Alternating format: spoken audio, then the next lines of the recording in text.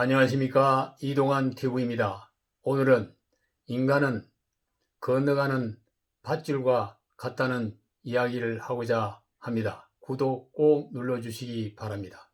인간은 신도 아니고 동물도 아닙니다. 신성과 동물성을 동시에 가지고 있습니다. 선과 악이 함께 있는 복합체입니다. 인간은 완전한 존재도 아니며 전지전능한 존재도 아닙니다. 독일의 철학자 니체는 그에 이어서 차라투스트라는 이렇게 말했다에 보면은, 차라투스트라가 30세에 집을 떠나 산속에 들어가 10년 동안 고독 속에 수행정진을 한 후에 세상에 나와서 인간은 짐승과 초인 사이의 10년 위에 걸쳐진 밧줄이다 라고 말했습니다. 니체는 인간이 건너가는 존재이며 몰락하는 존재임을 강조했다고 합니다.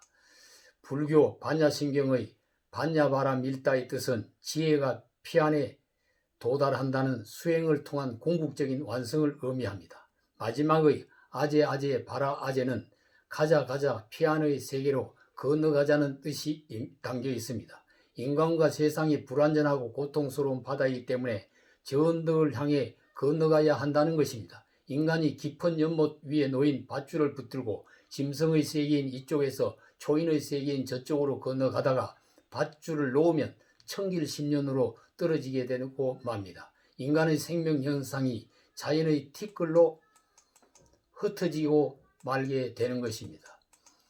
니체는 신은 죽었다고 선언하고 초인이 되고자 하면서 인간의 정신이 당위와 의무를 인내하는 낙타 단계에서 의지와 자유를 주장하는 사자의 단계를 거쳐 순진무구의 긍정적이고 창조적인 인간의 단계로 가는 것을 말했습니다. 역사 속에는 불교의 입문에 수행하고 깨달았다는 불자도 있지만은 목적지 피안에 확실히 도달한 사람은 찾아볼 수가 없습니다. 니체는 자신도 초인이 되지 못하고 숨을 거둔 사람입니다. 그러면 인간은 언제나 선과 악의 이중성과 불완전성을 지니고 매달려 있는 존재, 건너가고 있는 존재이겠습니까? 숙명적으로 부조리하고 불행한 존재이겠습니까? 인간이 그와 같은 선천적인 장애와 만성적인 질병을 가지고 태어나 살고 있다면 결혼과 육아, 공부와 일을 하고 결혼하고 자녀 낳고 출세하고 명예를 얻기 위해 사는 것도 참으로 허무한 일이라고 볼 수 있는 것입니다. 박모골의 시 나그네에 묘사된 인간은 길을 가는 나그네에 불과합니다. 강나루 건너서 밀밭길을 구름에 달가듯이 가는 나그네, 길은 외줄기 반도 300리, 술 있는 마을마다 타는 저녁노을, 구름에 달가듯이 가는 나그네, 붉게 타는 저녁노을을 보면서 술이 익어가는 마을을 지나가는 풍경에 취할 수도 있겠습니다마는 곧 해는 저물고 나그네의 발걸음도 멈춰야 하는 애초 출발부터 시한부 인생임을 부정할 수 없다고 봐야 할 것입니다. 세상에서 만나는 사람은 가족이든 타인이든 길 가다가 잠시 만난 길동무에 불과합니다. 시중에도 니체와 불타를 등가하는 철학적인 명언들이 돌아다니고 있습니다.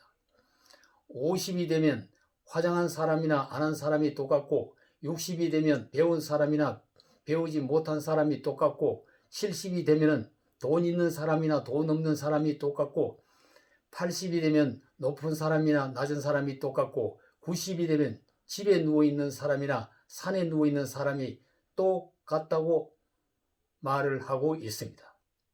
고된 인생을 사는 서민들이 막걸리 한 잔을 걸치고 욕설도 하면서 외치는 말일 것입니다. 나이가 들어갈수록 차이가 없어지고 무와 공으로 돌아간다는 공술의 공숙의 의미가 담겨있는 말입니다. 인생이란 무엇이겠습니까? 이성의 소리로 질문을 해봐도 답을 얻기 어렵다면 친구와 만나서 이성은 닫아버리고 감성의 기대에 물음을 던지고 답을 얻어볼 수도 있습니다. 시인처럼 시를 읊으면서 삶의 의미를 그 속에서 찾아볼 수도 있을 것입니다. 감사합니다.